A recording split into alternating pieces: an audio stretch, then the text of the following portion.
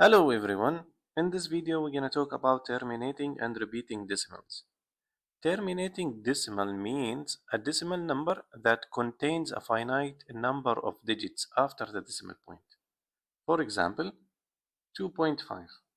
Here we have a finite number of digits, or 2.06 or 12.001. As you can see, we have a finite number of digits.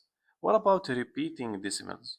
Repeating decimal means a decimal number that contains a digit or more that keeps repeating. Like for example, 2.33333 or 5.121212. As you know, we can write this using the bar notation as 5.12 repeating. So these are repeating decimals, and here we have terminating decimals. In this video, we're going to talk about repeating decimals, and we're going to learn how to convert them to fraction, also how to convert a fraction to a decimal. Let's have some examples. Here in the first question, they ask us to convert fractions to decimals.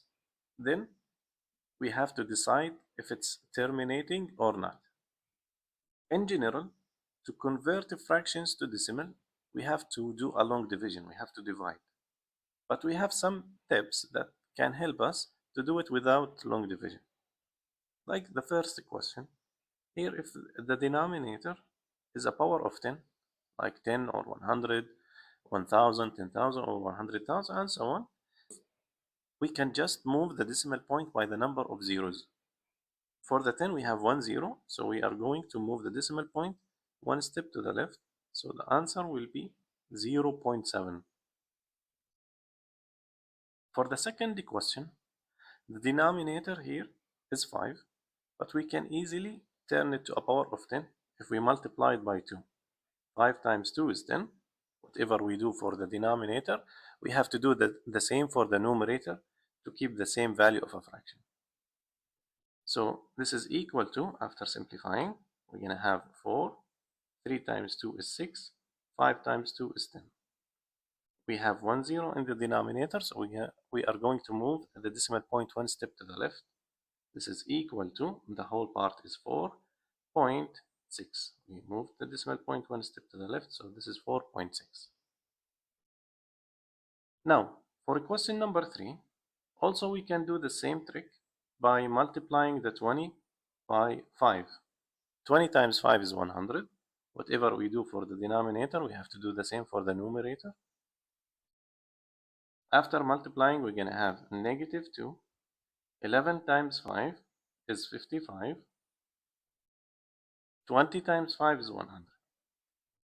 So now we have 2 zeros. We are going to move the decimal point 2 steps to the left. It will be between the 2 and a 5. The whole part is negative 2.55. Let's have more examples. For question number 4, first we have to think how to convert the 8 to a power of 10. There is no whole number that if multiplied by 8 gives us power of 10. But what we can do, we can convert it using the long division. Let's try to use the long division. 1 out of 8. Let's start dividing. 1 out of 8. 1 divided by 8 is 0. Since we have no more digits, we're going to put a decimal point at zeros. Raise the decimal point up. We have 10 now. 10 divided by 8 is 1. 1 times 8 is 8. The difference is 2. Bring down the next digit, 20. 20 divided by 8 is 2. 2 times 8 is 16. The difference is 4. Bring down the last 0. We have 40. 40 divided by 8 is 5. 5 times 8 is 40. And the remainder is 0. So this mixed fraction, we can write it as a decimal as 5.125. Let's try to do the next one. We have negative 2 out of 9. We're going to do long division. We're going to divide 2. Don't worry about the negative sign. At the end, the decimal number will be negative. So 2 divided by 9 2 divided by 9 is 0. Put the decimal point, add zeros, raise the decimal point up. Now we have 20. 20 divided by 9 is 2. 2 times 9, 18. 20 minus 18 is 2. Bring down the next digit, 20. 20 divided by 9 is 2. 2 times 9 is 18. The difference is 2. As you can see, we have a repeating digit. 20 divided by 9 is 2. 2 times 9, 18. The difference is 2. Bring down another 0, and so on. So as you can see, we have a repeating decimal. So this number, negative 2 out of 9, can be written as negative 0.2 repeating. By the way, you can consider it as a rule. Like for example, if we have 1 out of 9, if you try to do a long division, you're going to have a repeating decimal. It will be 0.1 repeating. Also, if you tried 2 over 9, we tried it. 3 out of 9, we're going to have the same 0.3 repeating. This is 1/3. Or 4 out of 9, we're going to have 0.4 repeating. After simplifying, if we have the denominator is 9, it means that we're going to have a repeating decimal. What about if we have 99?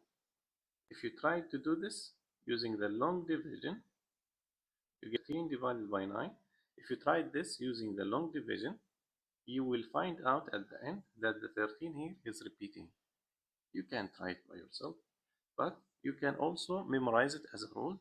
If we have 99, it means that we're going to have 2 repeating digits. So the answer for this, we're going to have negative 8, this is the whole part, and 13 repeating.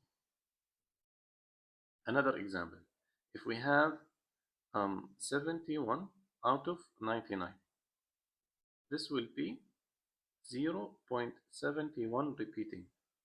What if we have one digit out of 99, like for example 7 out of 99? This is equals to 0.07 repeating. So we're going to have 0, 7, 0, 7, 0, 7, and so on. Okay, now let's go for the last question. Here also you can do a long division, but instead of that, what we can do, we can multiply the denominator and the numerator by 9. If we did that, we're going to have 7. 4 times 9 is 36 out of 11 times 9, 99.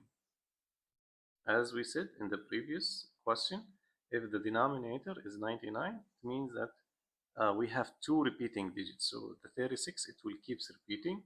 So the answer for this as a decimal is 7.36 repeating. Okay, and if we have 3 9s in the denominator, 999, like for example, negative 8, 125 out of 999. This as a decimal will be negative 8.125 repeating. Thanks for watching. Don't forget to like and subscribe.